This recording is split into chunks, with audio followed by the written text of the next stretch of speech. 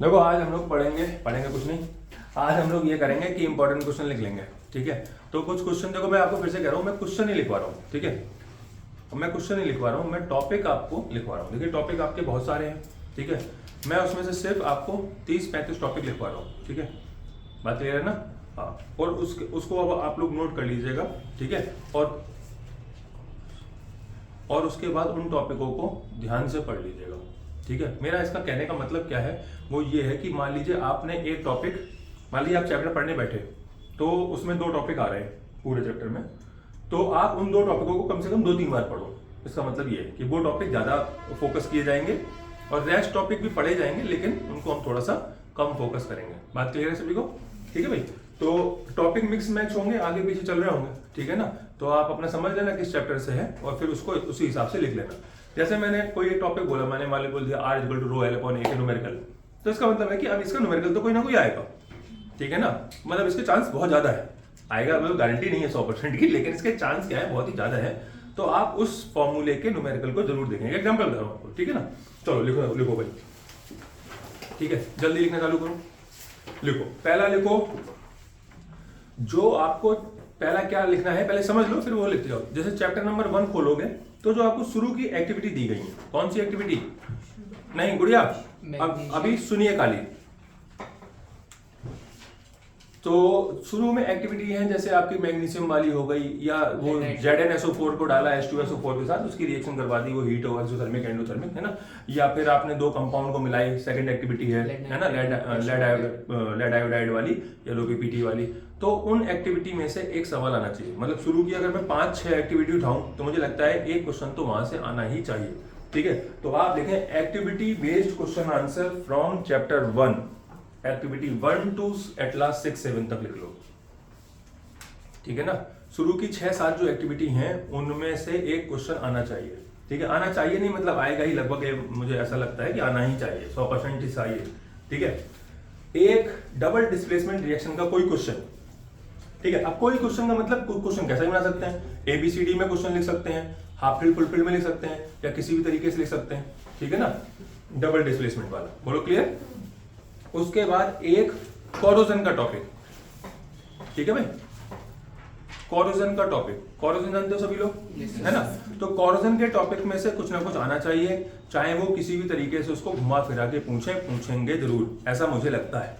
ठीक है, देखिए मैंने एक मतलब एक गैस पेपर है भाई, है ना, और मैंने कई बार समझाया गैस का कोई भरोसा नहीं होता, गैस तो कभी भी निकल जाती है, फिर पेपर बचता है हाथ में। पढ़ के पूरा जाना है, समझ रहे हैं, पढ़ के पूरा जाना है, इसको थोड़ा ज्यादा पढ़ के जाना है। ठीक है, एक आपके इस साल मुझे लगता है जो XYZ वाले सवाल होते हैं ना, XYZ ABCD वाले सवाल, उस टाइप के सवाल आपको कम से कम 2 तो 1 से तो ऊपर ही मिलेंगे, 2 मिलने चाहिए या उससे भी ज्यादा। ठीक है, ABCD वाले सवाल मैंने समझाया आपको, जैसे milk of quick lime, slack lime वाला जो सवाल है ना, ये सभी सवाल आपको कहीं ना कहीं मिलेंगे। तो आप एक लिखे ABCD के सवाल। ठीक है, ठीक है, और ब्रैकेट में लिख लो एक्टिविटी बेस्ड। एक्टिविटी बेस्ड से मेरा मतलब है जैसे गैस एलिमिनेशन की एक एक्टिविटी है कि उसमें से NO2 गैस निकली, ब्राउन फ्यूम्स निकली, ये निकली वो निकली, ऐसी कोई एक्टिविटी में XYZ का कोई सवाल करवा देंगे। MTG वगैरह में कईयों में दी गई है। ठीक है, और ये शोर मत करो, चटर पटर मत करो, शोर मत करो, लिखना हो शांति में लिखो, और दोबारा नहीं बोलूंगा इस बात को। बात क्लियर है ना? ठीक है, उसके बाद एक आपका एक सवाल लिखिए लुईस स्ट्रक्चर बनाने का, डॉट डॉट करके जो लुईस डॉट स्ट्रक्चर बनाते हैं ना, है ना, वैसा एक सवाल आना चाहिए, या फिर फॉर्मूला मेकिंग का। ठीक है, जैसे मैंने किसी की बैलेंसी लिख दी, या बैलेंसी भी नहीं लिखी, कंपाउंड बता दिया, जैसे मैंने कह दिया मैग्नीशियम और ऑक्सीजन ने मिलकर क्या बनाया। ठीक है, तो आप उसकी बैलेंसी को क्रॉस करके अपना जो 9th क्लास में पढ़ते थे वो उसी से मिलता जुलता, लेकिन वो कैसे बनवाएंगे कि मैग्नीशियम और ऑक्सीजन ने जो बनाया उसका लुईस डॉट स्ट्रक्चर बनाओ। तो आपने 9th भी उठा दी मैंने और 10th भी डाल दी उसमें, तो इस तरीके का एक फॉर्मूला आप पढ़ लेना। ठीक है, अगला एक लिखें एसिड एंड बेस। ठीक है ना, इलेक्ट्रॉनिक कॉन्फ़िगरेशन के हिसाब से एसिड और बेस को जस्टिफाई किया सकता है। जैसे मैं एक एग्जांपल समझाता हूं, जैसे कोई मेटल है, ठीक है ना, एसिड क्या होते हैं, इलेक्ट्रॉन एक्सेप्टर होते हैं। ठीक है ना, जिन मैं कई बार समझा चुका हूं। एसिड कौन से होते हैं, जो इलेक्ट्रॉन को एक्सेप्ट करते हैं, ए से एसिड और ए से एक्सेप्टर। तो जितने, जैसे Cl है, क्या Cl अपना इलेक्ट्रॉन देगा? नहीं, इंटरनली तो वो इलेक्ट्रॉन ले ही लेता है। तो वो क्या करके दिखाएगा, वो एसडी कैरेक्टर को शो करेगा। सोडियम अपना इलेक्ट्रॉन डोनेट कर रहा है, वो बेसिक कैरेक्टर को शो आएगा। तो इससे मिलता जुलता एक क्वेश्चन आना चाहिए, अच्छा क्वेश्चन है, लिख लीजिए acid base concept on the basis of the electronic configuration. Acid base concept on the basis of electronic configuration.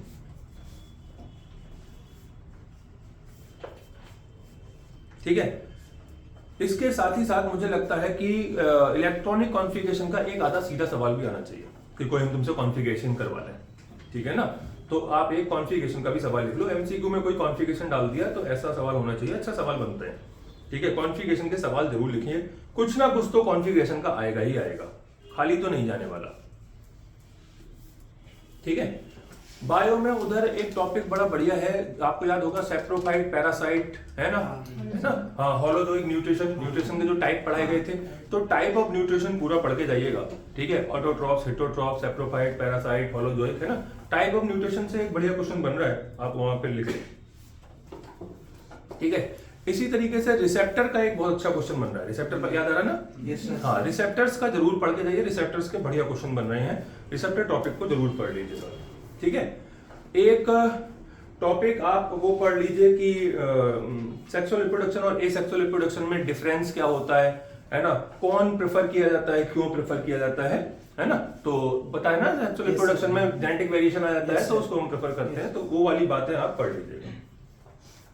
ठीक है, आपने चैप्टर पढ़ते समय पढ़ा होगा कि ग्लूकोज की एक 3 तीर वाली रिएक्शन थी, जिसमें 3 तीर ऐसे बना देते थे, याद आ रहा है ना। हाँ, है ना। तो उसमें था कि रेस्पिरेशन में कि ग्लूकोज टूटा in the presence of oxygen, lack of oxygen और in the absence of oxygen, याद आ रहा है ना। वो टॉपिक जरूर पढ़िएगा, बहुत इंपॉर्टेंट है।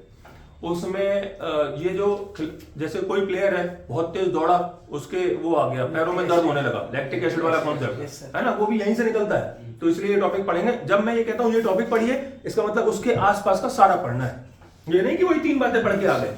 अब उससे मिलता हुआ क्वेश्चन कहाँ बन रहा है, लैक्टिक एसिड वाला क्वेश्चन बन रहा है ना, एल्कोहल बनाने की क्वेश्चन भी उसी में ही पढ़ रहे हैं। तो वो टॉपिक बोला है तो उसके आसपास के सारे क्वेश्चन, क्योंकि मैं आपको सिर्फ 35 टॉपिक लिखवा रहा हूँ, मतलब एक चैप्टर से हार्डली 2 या 3 टॉपिक पढ़ रहे हैं, इससे कम तो कुछ भी नहीं हो सकता, है ना। 35 से ऊपर तो क्वेश्चन ही आते हैं, उससे कम टॉपिक लिखवा रहे हैं, ठीक है ना। और एक टॉपिक में 2-3 क्वेश्चन 4 क्वेश्चन बन रहे हैं, तो इतना तो पढ़ना ही पड़ेगा।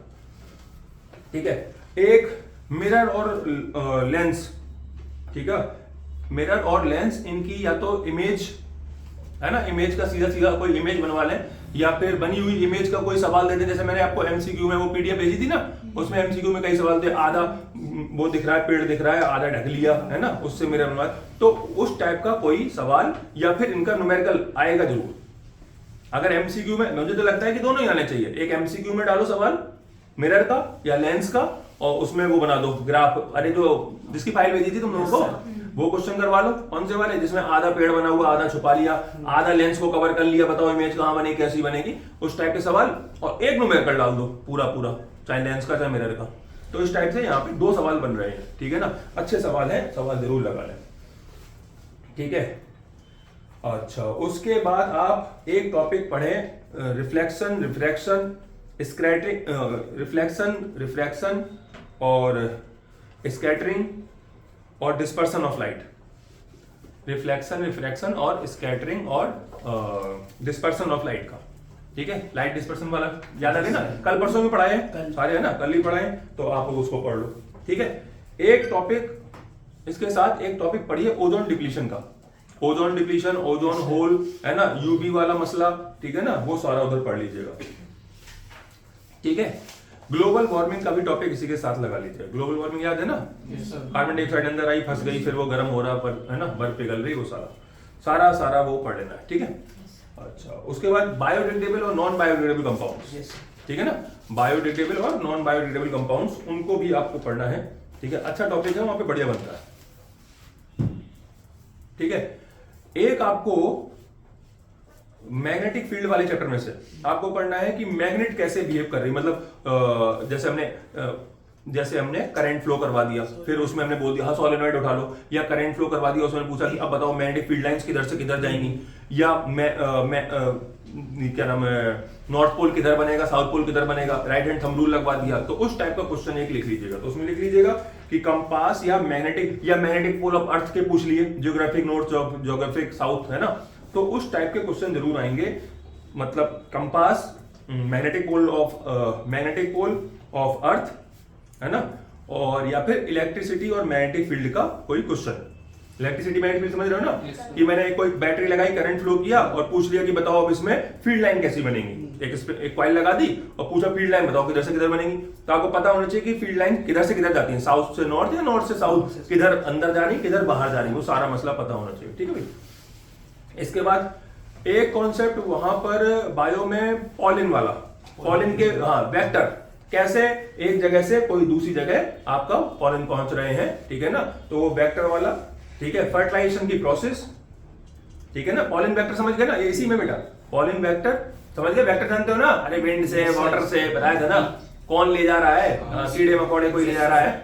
तो और फर्टिलाइजेशन की प्रोसेस और आफ्टर फर्टिलाइजेशन उसमें क्या चेंजेस आते हैं वो, तो ये टॉपिक बहुत बढ़िया है यहाँ से, है ना। आफ्टर फर्टिलाइजेशन क्या चेंजेस आते हैं, स्टोर हो जाता है फूड, फिर वो बड़ा हो जाता है, पत्ती छोटी हो जाती है, वो सारा मसला, ठीक है। देखो चार हमारे पास सिस्टम है, वो डाइजेशन है, एक्सक्रीशन है ना, रेस्पिरेशन है, आपका सर्कुलेटरी सिस्टम है। इन चार में से एक तो देखो आएगा ही आएगा, ये इसमें कोई डाउट ही नहीं है कि ना आए, ये तो मतलब 100% है, जैसे आना ही आना है।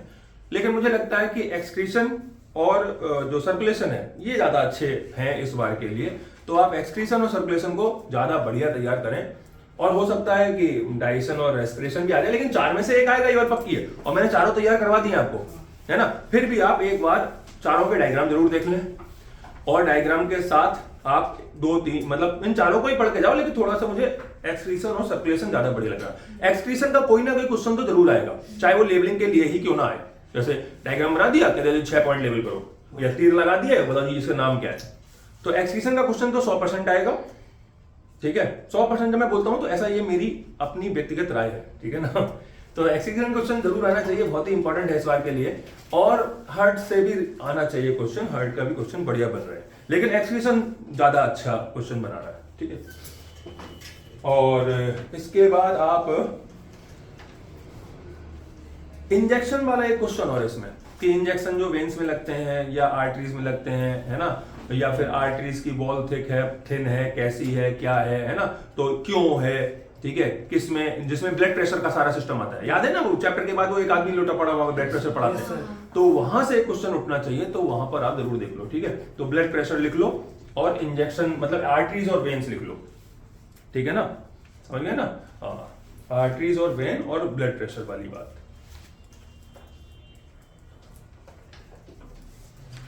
ठीक है। रिफ्रैक्टिव इंडेक्स का क्वेश्चन कुछ ना कुछ आएगा ही आएगा, जरूर पढ़ के जाइए रिफ्रैक्टिव इंडेक्स, ठीक है। रिफ्रैक्टिव इंडेक्स 2 दिन पहले पढ़ाया था। जैसे इसमें ये क्वेश्चन आ जाता है कि रिफ्रैक्टिव इंडेक्स सबका क्या होता है, 1 से ज्यादा होता है, 1 से कम किसी का नहीं होता। क्यों नहीं होता? नहीं, क्यों? वैक्यूम में मैंने पूछा है क्यों नहीं होता, क्या पूछ रहा हूं, क्या आंसर दे रहे हो, देखा तो करो, क्यों पूछ रहा हूं, 1 से कम क्यों नहीं हो रहा किसी का? वैक्यूम से किसी की ज्यादा स्पीड नहीं होती लाइट की मीडियम में। वैक्यूम से नहीं, लाइट से। वैक्यूम में जो लाइट जो ट्रेवल करती है, अगर वो वैक्यूम में ट्रेवल कर रही है तो उसकी स्पीड जो है उससे ज्यादा किसी भी मीडियम में स्पीड नहीं है, क्योंकि उसके फॉर्मूले 2 है ना, एक स्पीड के साथ भी है, समझ गए ना। तो अगर उससे ज्यादा कोई स्पीड ले आए तब आएगा वैल्यू, क्योंकि डिवाइड करते हैं, तो डिवाइड करने पर जब तुम बड़ी चीज का डिवाइड करो तभी तो 1 से छोटा आएगा, हाँ है ना। छोटी चीज से डिवाइड करोगे, ऊपर क्या होता है डिवाइड के फॉर्मूले में, ऊपर हमेशा speed of light in vacuum होती है, नीचे मीडियम होता है, और नीचे तुम्हारा ऊपर से कम है, तो डिवाइड करने में 1 से क्या आएगा, हमेशा बड़ा ही आएगा, हाँ है ना। अभी ऊपर 3 लिखा है, नीचे 3 से छोटी वैल्यू लिख रहे हो, तो फिर तो 1 से बड़ा ही आएगा, ठीक है ना। तो इस वजह से तो ये वाले क्वेश्चन आप जरूर देख लें। साथ में R equal to rho L upon A, इसका एक न्यूमेरिकल देख के जाओ, सीरीज पैरेलल के न्यूमेरिकल देख के जाओ, ठीक है। मतलब 2 ही टॉपिक बोले मैंने, है ना। एक तो R equal to rho L upon A, resistivity का, वही लेंथ को खींच कर दुगना कर दिया, छोटा कर दिया, मोटा कर दिया, फोल्ड कर दिया, या ऐसा वैसा, है ना। और सीरीज पैरेलल वाले कि 4 रेजिस्टेंस डाल दिए, तो करवाए थे 2-3 दिन पहले सीरीज पैरेलल, बोलते ना। इसके बाद आप एक पढ़ लें, relation between current and magnetic field, है ना, ठीक है। करंट और मैग्नेटिक फील्ड में जो रिलेशन है वो, है ना, इसमें वो तुम्हारा वो आ गया रूल, है ना, left hand rule, right hand rule, thumb rule, सारे रूल उठ गए तुम्हारे, ठीक है ना। और साथ में इलेक्ट्रोमैग्नेटिक और फील्ड लाइंस। इलेक्ट्रोमैग्नेट याद है ना, इलेक्ट्रिसिटी जो मैग्नेटिक कन्वर्टर, सॉलिनॉइड वगैरह उठा लिया मैंने यहाँ पर, ठीक है ना। तो ये आप टॉपिक पढ़ लें, ठीक है। लास्ट के चैप्टर में से उधर फूड चेन फूड वेब पढ़ लो। Food chain food web, 10% energy law, ठीक है, ठीक है। एक्सट्रैक्शन ऑफ मेटल में वो पेज पढ़ो जहां पर वो ट्रेन की पटरी बनी ना, थर्माइट प्रोसेस वाला लिखा हुआ है, हाँ वो पन्ना बहुत इंपॉर्टेंट है। उस पन्ने से जरूर कुछ ना कुछ आएगा, बचेगा नहीं वो पन्ना बिल्कुल भी, किसी भी स्थिति में उस पर पेज छूट नहीं सकता। तो एक्सट्रैक्शन ऑफ मेटल लिखिए, कॉमा कर। एक्सट्रैक्शन ऑफ मेटल समझ गया ना क्या बताना चाह रहा हूँ? अरे नहीं, जिसमें 3 लाइनें खींची थी ऐसी ऐसी, हाई रिएक्टिविटी, मिडिल रिएक्टिविटी, लो रिएक्टिविटी, फिर उसके 2 सल्फाइड और रस्टिंग, वो कैल्सिनेशन और रोस्टिंग वगैरह, है ना, इलेक्ट्रोलिसिस, है ना। हाँ, तो वो जो तीनों का पढ़ के जाना है, हाई रिएक्टिविटी का, मिडिल का और लो रिएक्टिविटी वाले का, ठीक है भाई। हाँ, तो वो एक्सट्रैक्शन वाला पढ़ के जाइए। थर्माइट प्रोसेस पढ़ के जाइए। थर्माइट प्रोसेस में एल्यूमिनियम का इस्तेमाल करते हैं, क्यों करते हैं, है ना। तो सारी बातें उधर पढ़नी है। जब एक देखिए बहुत टॉपिक है सिलेबस में, बहुत, मैं तो सिर्फ 34-35 टॉपिक लिखवा रहा हूं, उसके कितने क्वेश्चन बनेंगे? एक टॉपिक में 2-3 क्वेश्चन बनेंगे, तो 35 दूनी 70, 100 मान लो। 100 क्वेश्चन में 100 क्वेश्चन तो मतलब कोई ज्यादा चीज नहीं है। 35-40 तो क्वेश्चन आ ही रहे हैं ना, तो 100 ही तो लिखवा रहा हूं, क्या उसमें ज्यादा लिख रहा है, ठीक है भाई। इलेक्ट्रोलिसिस का क्वेश्चन जरूर पढ़िए, बहुत इंपॉर्टेंट है। इलेक्ट्रोलिसिस समझिए ना, कौन सा? पानी की इलेक्ट्रोलिसिस करवाते हैं। जैसे पानी की इलेक्ट्रोलिसिस में H पॉजिटिव आयन की क्या जरूरत है, उसमें आधा और डबल क्यों हो जाता है, या कोई क्वेश्चन बना दिया इलेक्ट्रोलिसिस का और उसमें XYZ डाल दिया। XYZ भी आ सकता है इलेक्ट्रोलिसिस में, बड़ा बढ़िया क्वेश्चन है भाई, कि ये कंपाउंड था, फिर ये X था, फिर ये Y हो गया, फिर ऐसा हुआ, फिर वो Z हो गया। ये क्वेश्चन किया है ना, नहीं किया तो बताया, फिर एक बार 2 बार करवा दूंगा। क्वेश्चन XYZ के 100% आएंगे, छूटेगा ही नहीं किसी भी स्थिति में, ठीक है। मैंने 2 बार लिखवाया इसीलिए इसको, ऊपर भी लिखवा चुका हूं, नीचे XYZ नहीं छूटे। पहले चैप्टर में से उठ सकता है या फिर ये इलेक्ट्रोलिसिस चैप्टर में से उठ सकता है, ठीक है। इसी तरीके से आपके कंट्रोल कोऑर्डिनेशन वाले में से, जैसे मैंने ऐसे छुआ, तो छूने पे जो सिग्नल जा रहे हैं, इनका तरीका क्या होता है, या फिर हमारी बॉडी में सोडियम का क्या यूज है, पोटेशियम क्या इस्तेमाल है, आयोडीन का क्या इस्तेमाल है, ऐसे आयंस के यूजेस जरूर आ सकते हैं, लिख लीजिएगा। सोडियम, पोटेशियम, आयोडीन, इनका बॉडी में क्या इस्तेमाल है, बायोलॉजिकल यूज, है ना। सिग्नल कैसे ट्रांसमिट होते हैं, जब हम किसी को छू रहे हैं तो वो उसके रिस्पॉन्स कैसे देता है, इसका मतलब हो गया ANS CNS वाली बातें। ANS CNS हो गया ना, हाँ है ना। तो ANS, तुम जा रहे थे चुपचाप और मैंने अचानक छू लिया, उसमें बात अलग है, और मैं तुम्हें आवाज लगा के बुलाऊं और फिर छू, इन दोनों बातों में अंतर है कि नहीं। अचानक छू लेंगे तो तुम्हारा क्या सिस्टम काम करेगा, वो बदल जाएगी बात आपकी, है ना, फिर ब्रेन में थोड़ा इन्वॉल्वमेंट नहीं होगी। तो ANS CNS वाला वहां पे प्रोग्राम आपको पढ़ना है। चलिए, इसके बाद आपका monohybrid, dihybrid cross, एक क्रॉस जरूर आएगा भाई, याद है ना, टॉल स्मॉल स्मॉल वाले, या फिर डाई हाइब्रिड क्रॉस आपका पी प्लांट वाला, याद आ रहा है कि नहीं, कलर वलर वाले, हाँ, तो वो लिख लो भाई। जीनोटाइप फिनोटाइप समझ गए ना, याद आ रहे हैं, जरूर पढ़ लीजिएगा, दोनों के पढ़ लीजिएगा, जरूर बनना चाहिए। एक रिफ्रैक्टिव इंडेक्स मैं पहले भी लिखवा चुका हूं, रिफ्रैक्टिव इंडेक्स बहुत इंपॉर्टेंट है। रिफ्रैक्टिव इंडेक्स या फिर रिफ्रैक्शन बाय ग्लास या प्रिज्म, जो कल ही पढ़ाया था, है ना, रिफ्रैक्शन बाय ग्लास और प्रिज्म, ये जरूर पढ़ लीजिएगा, ये भी बहुत अच्छा क्वेश्चन है, लिख लीजिए इसको, लिख लिया। हाँ, एक आप लिखो joules law of heating, H=I²RT वाला, ठीक है ना, उधर वो पूरा सेक्शन, ठीक है। एक हीटिंग का और एक वहीं पर वो मीटर का हिसाब लगाने वाला, याद आ रहा ना, कि कितने पैसे का बिल बनेगा। हाँ, डोमेस्टिक सर्किट अलग टॉपिक है, ये न्यूमेरिकल है। जूल्स लॉ ऑफ हीटिंग का भी न्यूमेरिकल है, जूल्स लॉ लिखने के लिए भी आ सकता है, और डोमेस्टिक सर्किट का वो मीटर वाले सवाल आ सकते हैं, कि 4 बल्ब चल रहे, एक फ्रिज चल रहा है, एक AC चल रहा है, बिल बताओ जी कितना बन रहा, और वैल्यू भी देंगे, ठीक है। अच्छा, उसके बाद डोमेस्टिक सर्किट जरूर आना चाहिए, बहुत ही इंपॉर्टेंट है इस बार के लिए। कुछ ना कुछ तो आएगी, जैसे फ्यूज क्या करता है ना, कैसे काम करता है, और अर्थिंग वायर क्या होता है, अर्थिंग वायर भी बड़ा बढ़िया है कि जी अर्थिंग वायर क्या होता है, क्यों लगाते हैं, किस कलर का होता है, कलर पूछ लिया तुमसे, लाल कलर का कौन सा होता है, ब्राउन कलर का कौन सा होता है, जैसे अब कलर बदल दिए गए हैं, है ना। मैंने एक दिन और भी बता रहा था कि कलर बदल गए, पहले क्या होता था, लाल, काला, हरा, ठीक है, अब क्या होता है बताओ। ब्राउन, हरा और येलो। है ना। हाँ, तो ये अपना बिल्कुल देख लीजिएगा कि फेस पे कौन सा चल रहा है कलर, है ना, और आपका न्यूट्रल पे कौन चल रहा है, अर्थिंग पे क्यों चल रहा है, अर्थिंग की जरूरत क्या है, क्यों हम बड़े ऑब्जेक्ट्स में अर्थिंग या मेटल के ऑब्जेक्ट्स में अर्थिंग लगाते हैं। ठीक है, कोई प्लास्टिक का कूलर खरीद लाए उसमें अर्थिंग नहीं आ रही, छोटा पंखा ले आए, ट्यूबलाइट ले आए, या कुछ और बल्ब ले आए, या कुछ और ले आए हल्की फुल्की एलईडी लाइट ले आए चमकाने के लिए, तो उसमें क्या अर्थिंग वाला नहीं होता। ठीक है, तो इनको आपको देखना है, टॉपिक बहुत अच्छा है, डोमेस्टिक सर्किट के अंतर्गत आता है। पैरेलल कनेक्शन क्यों हो रहे हैं, घर पे सीरीज में क्यों नहीं लगाई दे रहे हो, है ना, फ्यूज कहाँ लग रहा है, मीटर के आगे लग रहा है, पीछे लग रहा है, क्या हो रहा है, उधर पूरा उठाना है पोर्शन। क्लियर? ठीक है, अर्थिंग वायर का जरूर पढ़िएगा, बहुत ही अच्छा है, कलर कोडिंग बहुत अच्छी बात है, तो उसको पढ़ते जाइएगा। उसके बाद जो ट्रेड्स आप में ट्रांसफर होते हैं जेनेटिकली, है ना, तो वहां से जो क्वेश्चन होता है कि ये ट्रेड्स कैसे ट्रांसफर होते हैं, किसके थ्रू ट्रांसफर होते हैं, क्या कौन जिम्मेदार होता है उसके ट्रांसफर का, है ना, कैसे ट्रांसफर होते हैं, तो जो ट्रेड्स का जो ट्रांसफर है उसके ऊपर जो क्वेश्चन थे उनको पढ़िए, जेनेटिकल ट्रांसफर ऑफ ट्रेड्स। ठीक है ना, या फिर उनका क्रॉस करवा ले कोई आपसे, कह दे कि जी मान लीजिए कि पापा उनके लंबे हैं और मम्मी उनकी छोटी हैं, तो क्रॉस बताओ क्या रेशियो बनेगा, है ना, या कुछ और ऐसे ही कुछ और ऑप्शन दे दिया, आंखें इनकी काली हैं, इनकी भूरी हैं, तो बताओ क्या ऑप्शन बनेगा। ठीक है ना, तो ऐसा कोई जेनेटिकल क्रॉस करवा दिया आपसे। ठीक है, IUPAC नेम एक आधा जरूर आएगा। ठीक है, होमोलोगस सीरीज देख लो, IUPAC नेम समझ गए ना कौन सा, हाँ वही सरल से यार, वो तो कुछ होता नहीं है ना, होमोलोगस सीरीज देख लो, बहुत ही आसान है। कॉमन नेम जरूर देख लेना, जैसे बेंजीन, फिनॉल, है ना, कोई और 2-4 कॉमन नेम, है ना, एसिड क्या नाम, एस्टल्डिहाइड। ठीक है, एस्टल्डिहाइड 2 कार्बन, है ना, अरे CH3CH होता है एस्टल्डिहाइड, एस्टिक एसिड हो गया, बहुत ही अच्छा कॉमन नेम है। विनेगर, जैसे मैंने पूछ दिया कि विनेगर में क्या होता है, तो विनेगर में जी क्या होता है, विनेगर एस्टिक एसिड होता है। ठीक है ना, तो ये आपको पता होना चाहिए, विनेगर एस्टिक एसिड होता है। विनेगर में जो कंपोनेंट है उसका कॉमन नेम बताइए, तो जी पहले तो ये पता होना चाहिए कि होता क्या है, होता है CH3COH, common name acetic acid, तो ये वाली बातें आपको पता होनी चाहिए। कुछ ना, मधुमक्खी ने काटा तुमको, तो जी क्या डाला तुम्हारे बॉडी के अंदर, मिथेनोइक एसिड, जिसका कॉमन नेम है फॉर्मिक एसिड। कॉमन नेम बताइए उस कंपाउंड का जो मधुमक्खी के काटने पे आता है, तो जी भाई फॉर्मिक एसिड, मिथेनोइक एसिड नहीं चलेगा उसमें। बात समझाइए ना।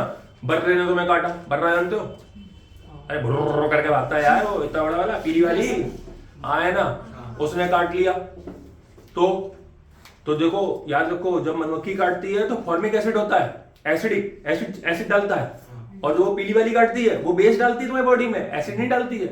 तो याद रखना ये बात भी, मधुमक्खी एसिड इंजेक्ट कर देती है तो हम बेस रगड़ते हैं, और जो पीली वाली होती है ना, हाँ है ना, देखी है, कटवा के दिखाएं, हाँ, तो वो जब काटेगी तो बेस इंजेक्ट कर देती है, उसमें तुम्हें एसिड रगड़ना चाहिए। ठीक है ना, तो ये टॉपिक अपना देख लीजिएगा। ठीक है, इसके बाद देखो लेंस का सवाल जरूर आना चाहिए, लेंस का नहीं आया तो मिरर का सवाल तो मिलेगा ही मिलेगा, कोई इफ यट बट नहीं है। न्यूमेरिकल अगर नहीं लिखा है दोबारा लिख लो, लेंस का न्यूमेरिकल बहुत इंपॉर्टेंट है, लेंस का या मिरर का न्यूमेरिकल तो एक आएगा ही आएगा, और वो भी 3 नंबर में।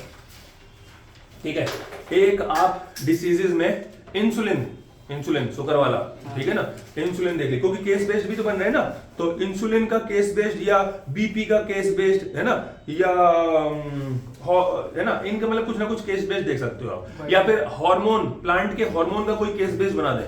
प्लांट के हार्मोन भी बहुत इंपॉर्टेंट है, कौन कौन से होते हैं, ऑक्सिन, जिबरेलिन, याद आ रहे हैं सबको, है ना, तो उनके हार्मोन देख लो वो, और एक वो देख लो भाई कि वो क्या नाम है, जब सन इधर निकल रहा है तो वो फोटोट्रोपिज्म, नेगेटिव जियोट्रोपिज्म, है ना, या समझ गए ना, लिखते जाओ, रात में आए हो क्या मेरे। ठीक है, नेगेटिव जियोट्रोपिज्म, फोटोट्रोपिज्म, है ना, ये वाला पोर्शन देख लो। एक वो तुम्हारी जो जैसे कोई बेल है तो वो किसी चीज को क्या कर लेती है, लपेट लेती है, वाइल कैसे कर लेती है, तो उसका तरीका क्या होता है, वो कैसे, तो उसके एक साइड में क्या होती है, ग्रोथ ज्यादा हो रही होती है, एक साइड में कम हो रही होती है, तो वो क्या हो जाती है, कॉइलिंग में चली जाती है। ठीक है ना, टेंड्रिल्स फॉर्मेशन वाला, है ना, तो वो लिख लीजिएगा।